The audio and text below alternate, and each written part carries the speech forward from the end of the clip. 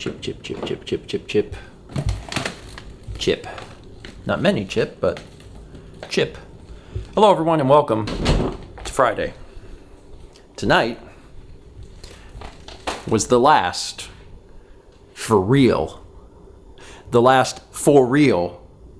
Zelda Breath of the Wild stream. I say for real because we technically ended Zelda 2 weeks ago when we did the finale, beat the final boss and all that. However, I had promised that I would do one final bonus stream attempting the third Trial of the Sword trial. It's broken up into 3 parts. We did 2 as part of the Let's Play, and then we did the third one tonight. So I had promised that I would do it, and we did it tonight. Now that we've finished that, put this up, put this here. Now that we finished that, I am getting us some chips and salsa to snack on. I'm going to talk about the Trial of the Sword today. I'm going to talk about that and a little bit more about some Zelda stuff. So, spoilers. However, it's a post-game thing. So does it matter? It may not matter. It may matter. Maybe if you want to see for yourself how I do, what happens, then you should stop and you should watch the VOD. It's part 44. It's the very last part of Breath of the Wild on Twitch. Or eventually they'll come to YouTube, but that might be a while. But assuming you're cool with me talking about it, I'm going to talk about it. Good? Okay. So anyway, it was hard.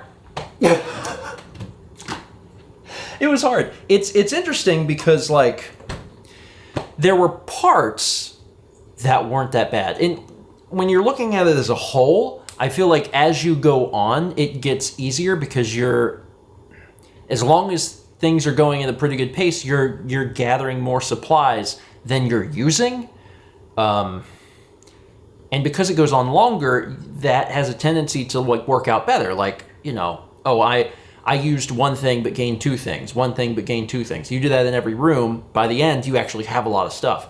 In that respects, the earlier trials could be more difficult. But this one really throws in a curveball. For one, as we're playing it, we don't know how long it is. So that's the first thing. Because, like, if you have already played it, or, like, if you know from looking it up online or a player's guide or something, like how many levels and stuff there are, then you can kind of, you know, think ahead about, like, oh, okay, well, how much stuff should I save? Like, what specific enemies are coming up that I need to try and kill? However, I should just finish this. That's a lot of salsa. We're going all in tonight, baby. Oh, okay, that was a lot. I'm going to save this for eggs. That will be my egg salsa. And we'll have quite a bit of salsa and chips tonight. Do you put salsa on eggs? You should. Scrambled eggs or in an omelet, on top of an omelet. It's great. Anyway, because I didn't know what was coming up, well, that makes it a little difficult to try and do any sort of planning. So, you know, I did what I could and held on to what I could, but also the flip side of that, I'm going to put that there, is that the game starts giving you ancient arrows, which, Mal, do you remember if the previous trials gave us any? I don't think so. I don't think it did. So there was another element that made this trial pretty interesting, because when you start finding these ancient arrows, you start wondering what's coming up. And, like, certainly you probably didn't need all 9, because in total there's 9. Maybe there's more that we didn't find, but I don't think so. So you probably don't need all 9. But there was certainly enough to actually use. And, you know, like, there's some obvious stuff, like Lionel's.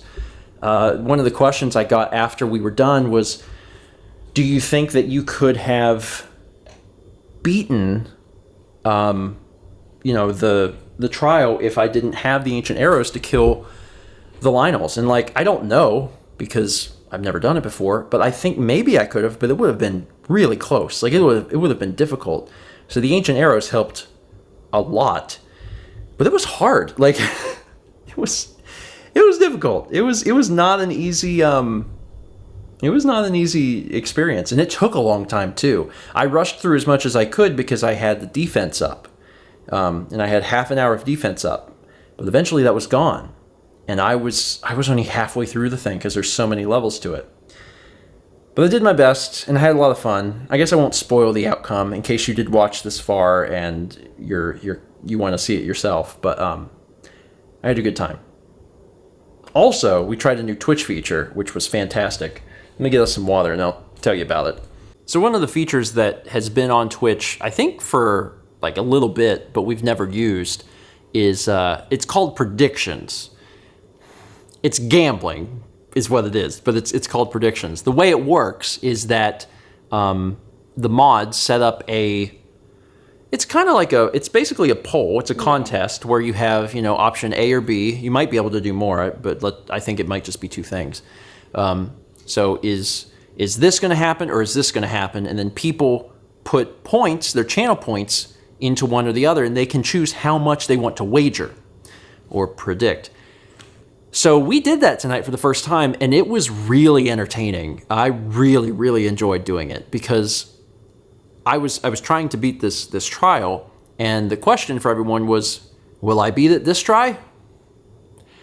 And they could wager yes, they could wager no, and depending on how sure they felt, they could wager a lot of channel points.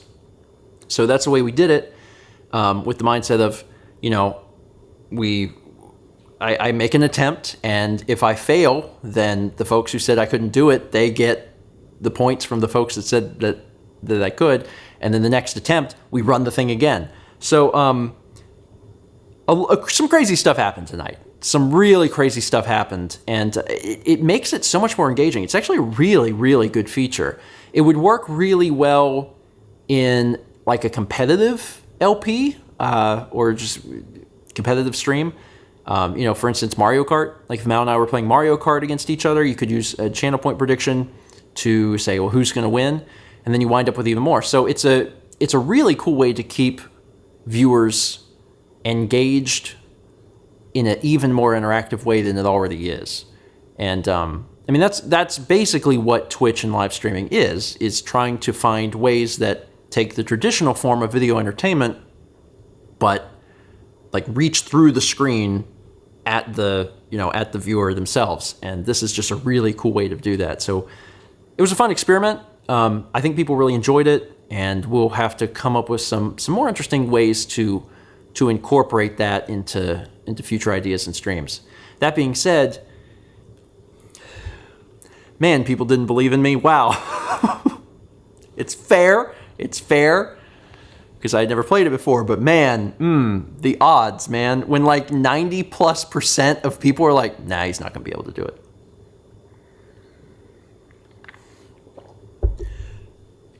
Just makes you want to do it all the more. It makes you want to work even harder.